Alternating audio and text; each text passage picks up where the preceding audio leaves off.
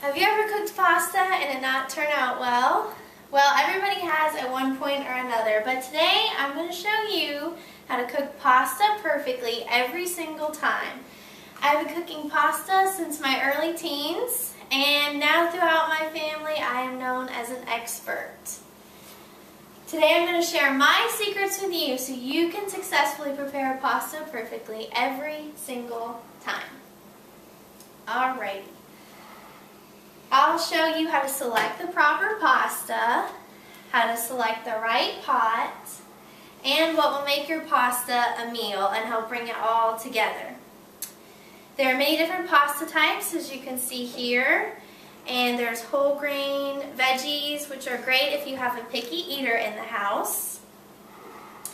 And different types of pasta will bring different flavors and textures into your meal. So you should really experiment and try to mix them together and see what different combinations you can come up with. And they're also great for adding flavor to old family recipes if you switch out the pasta type. Now, for the right pot. To pick the right pot, you need to first select your type of pasta and then select the right pot. And what will help determine this is if you find out the guest count, how many people are coming over to eat tonight. So if you're going to cook a box like this, I would say this is a good pot size because you need to have lots of room for the water because the water is going to be doing all the work for you. Now, after you have picked your right pasta, picked the right pot, have your guest count, what you need to do is fill your pot with water and turn your stove onto high heat and place the pot on the stove and wait till the water comes to a rolling boil.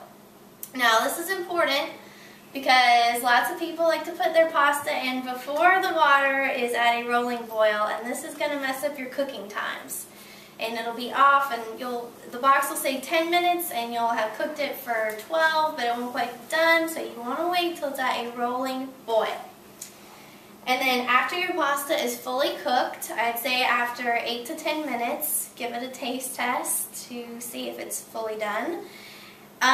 You want to strain it. So bring it to the sink, dump it in a strainer, and strain it really well. And then at this point, I like to add butter or olive oil mixed in. That helps the noodles not to stick, and it brings a very nice flavor to it. And then after that, you got to decide, well, what am I doing in this pasta? Am I just making spaghetti or am I making a meal? If you were making a meal for it, like another recipe, you would proceed with those steps after this.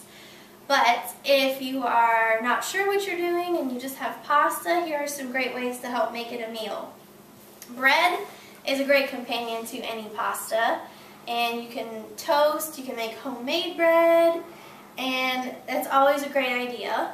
And if you're making spaghetti, meatballs are always a fun and delicious companion. And my favorite is cheese. I like to add lots of cheese. Mozzarella and provolone, those are always good. And they're very good with tomato or Alfredo based sauces. Now, after you've made your pasta and you have the meal, it's important to know who you're going to share it with. And I think making a great pasta meal is a good idea to bring your lost friends over to your house and really share Jesus with them, because what better way to show them Christ's love by feeding them and helping them get to know Jesus through you. And you can explain to them just how you're feeding them with the pasta. God feeds you spiritually and never lets you go hungry.